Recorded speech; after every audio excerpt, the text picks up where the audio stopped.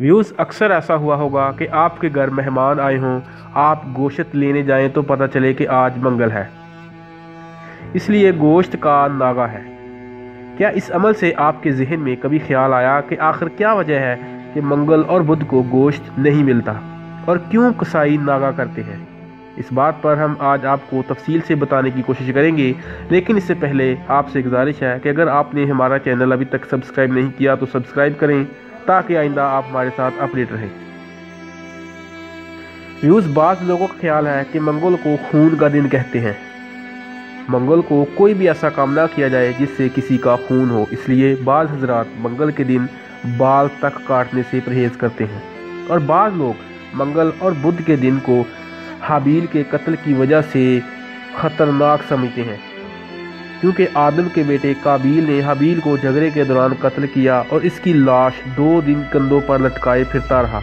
वो 2 दिन मंगल और बुध के थे, इसीलिए मंगल और बुध को कसाई गोश्त करने से परहेज करते हैं।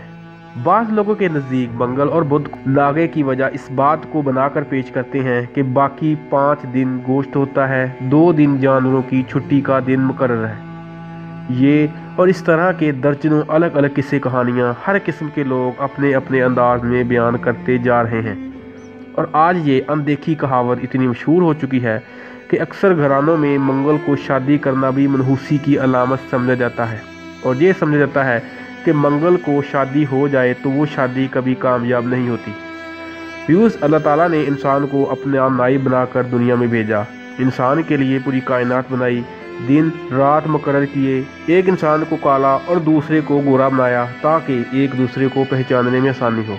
इंसानों को अलग अलग कबीलों में बांट दिया ताकि लोग एक नस्ल की वजह से दूसरे को पहचान सकें। जुमे के दिन को इंसान के लिए मुकर्रर फरमाया, जिस दिन लोग जमा होकर इकट्ठे बैठते हैं, तो गोया पिछले 6 दिनों की जो नफ़रतें थी, जो रंजिशें थी, उनको भुला दिया जाए और अल्लाह का नाम लेकर फिर से एक नए सफ़र का आगाज़ कर दिया जाए। बाकी 6 दिन अल्लाह की इबादत, ज़रिए मुआश के लिए जद्दोजहद और दूसरे अहम काम सर अंजाम देने के लिए मुकर्रर फरमाए। इन्हीं में मंगल और बुध का दिन भी शामिल है। कुरान हदीस की रोह से ये कहीं भी साबित नहीं कि मंगल और बुध को गोश्त नहीं खाना चाहिए या शादी नहीं करनी चाहिए। नबी पाक सल्लल्लाहु अलैहि वसल्लम ने गोश्त को तमाम खानों का सरदार करार दिया और कहीं भी कोई ऐसी हदीस नहीं मिलती जिसमें नबी पाक सल्लल्लाहु अलैहि वसल्लम ने मंगल और बुध को गोश्त खाने से मना फरमाया हो। हर दिन अल्लाह का है, हर दिन खुदा का शुक्र अदा करना चाहिए और दूसरे का हक खाने से परहेज़ किया जाना चाहिए। व्यूज़, ये थी आज की वीडियो। मैं उम्मीद करता हूँ आज की ये वीडियो आपको पसंद आई होगी। अपनी मोहब्बत का इज़हार कमेंट्स में करें। अगर वीडियो अच्छी लगी हो तो लाइक और शेयर करना मत भूलें। हम फिर मिलेंगे एक नई वीडियो के साथ। अपना ख्याल रखिए। अल्लाह हाफ़िज़।